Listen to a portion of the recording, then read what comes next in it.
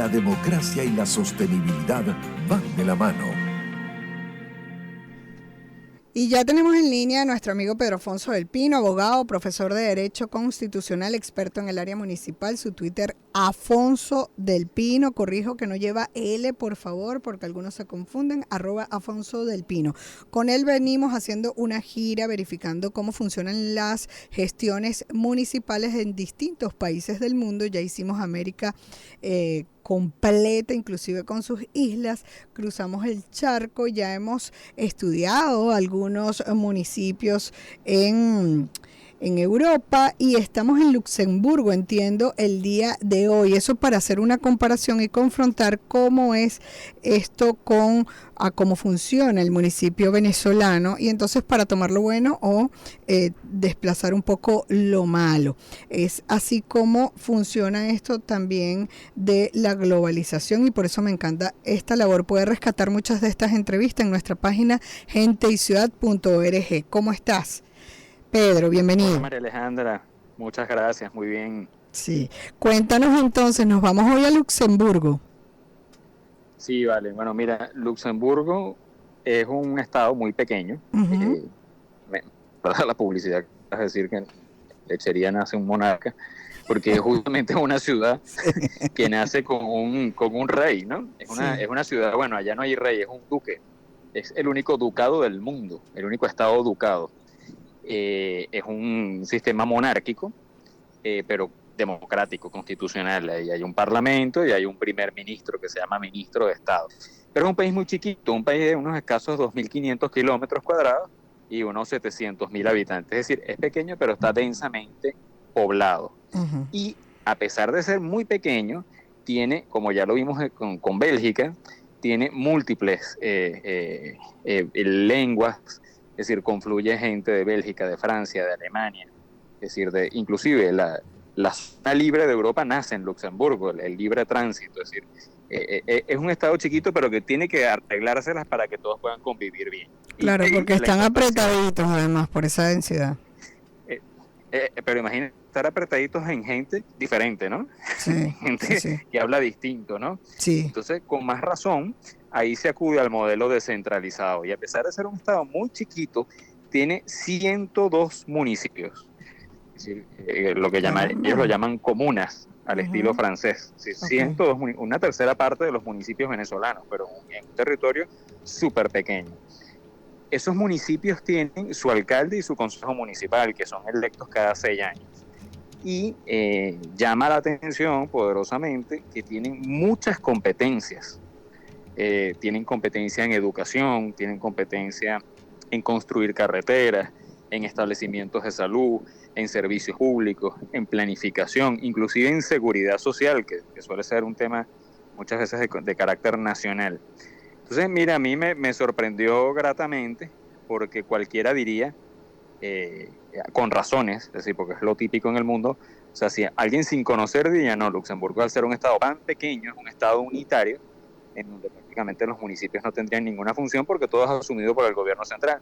Ocurre diametralmente lo contrario. Los municipios tienen mucha vida, son bastantes, y la intensa vida política, social, económica ocurre en los municipios. Así que bueno, creo que este es uno de los ejemplos que hemos mencionado en el programa de que son un espejo para América Latina. Es decir, ahí es un municipio vivo, autónomo, que resuelve las grandes políticas públicas se resuelven allá abajo.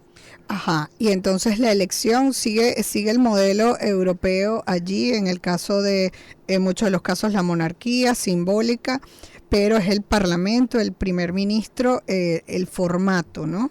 Y esto se repite en los distintos niveles. No, eso ocurre nada más a nivel nacional. Es decir, es el duque a nivel nacional, que es el jefe del Estado. Tienes el parlamento y el parlamento elige al gobierno, que se llama ministro de Estado con los demás ministros. Y el duque no tiene ningún rol. En algún momento, hace unos 15 años, sí, el duque en un momento se negó a firmar una ley de eutanasia cuando no le correspondía.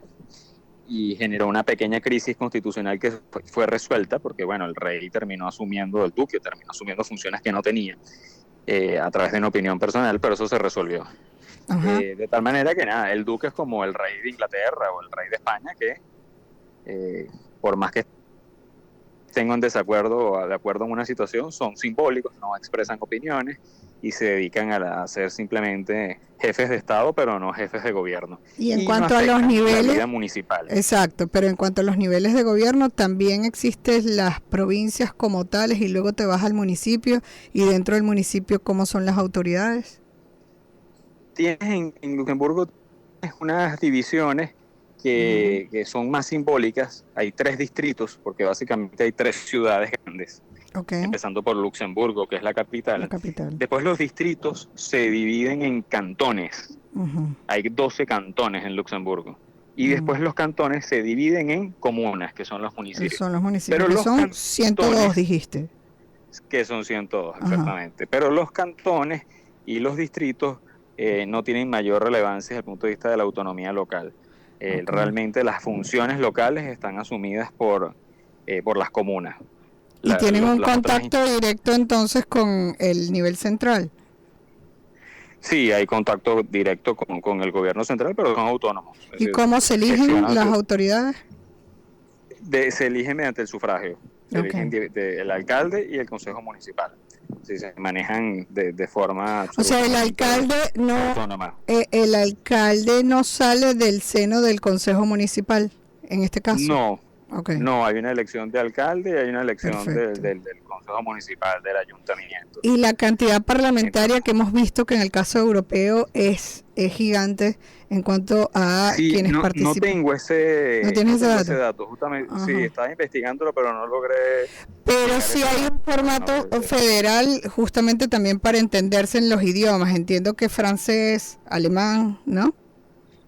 Sí, correcto, porque Luxemburgo fue en un momento dado ocupado por Alemania, fue ocupado por Francia, entonces tiene una vida compleja y eso es justamente la razón, porque le dice, bueno, porque en un estado tan chiquito hay un modelo tan descentralizado, pero es que la descentralización no solo obedece a grandes territorios, sino que obedece a poblaciones diversas, o sea, la descentralización es la fórmula para gobernar territorios diversos.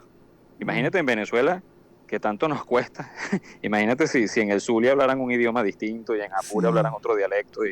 Pero no hay uno así como, digamos, hay en Italia, en España, que todos hablan el español o todos hablan el italiano y hay dialectos particulares.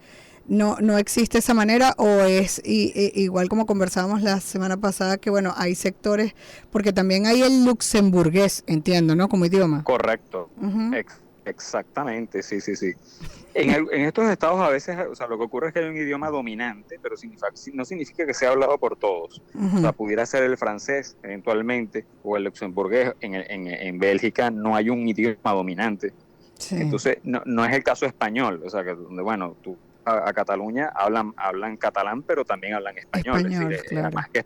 Además España ya hace básicamente un siglo consagró el castellano como español, es decir, el castellano, es decir, el idioma de Castilla se transformó en el idioma oficial de España. Eso no ha ocurrido en estos países. Quizás España tiene la experiencia de que lo trabajó, es decir, constitucionalmente lo forjó. Sí, pero ese idioma no existía. Sí, pero lo que rescatamos de aquí, que a pesar de las diferencias comunicativas en materia de idioma, pues se entienden y tienen gobiernos que funcionan. Correcto, yo creo que esa es la gran lección, es decir, la diversidad que existe en nuestros países no hay que suprimirla, porque hay tendencias donde dicen no, hay que unificar y hay que suprimir. No, todo lo contrario, hay que mantenerla, pero bajo un sistema federal, bajo un sistema descentralizado. Quizás esa es la clave de los países exitosos. Sí, quizás ahí hay una base de fortalecimiento en función a las diferencias, porque no es solamente el idioma, me imagino, ahí hay unos temas culturales que seguramente les han permitido en base a diferencias crecer, ¿no? Y fortalecerse. Bueno, correcto. Te doy las gracias como siempre por este contacto y seguir creciendo en esta investigación, que repito, la pueden rescatar de nuestra página genteyciudad.org. Allí sale todo en orden, ¿no?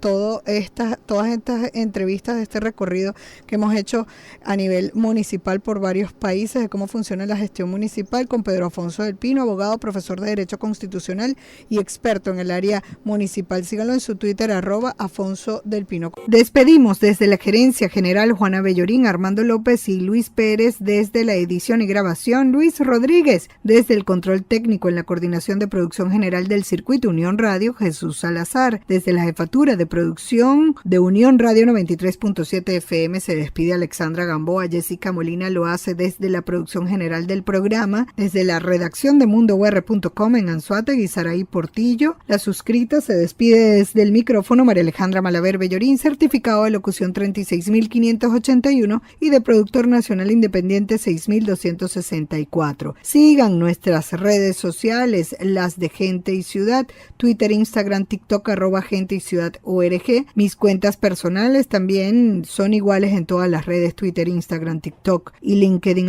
@Male Malaver. Pueden escuchar nuestras entrevistas a todos los profesionales, les recuerdo, por todas las plataformas podcast o también en nuestra web genteyciudad.org. Nos despedimos, no sin antes recordarles que el objetivo es convertirnos en el ciudadano que el planeta necesita a partir de nuestra acción individual. La estrategia, dar siempre lo mejor de nosotros.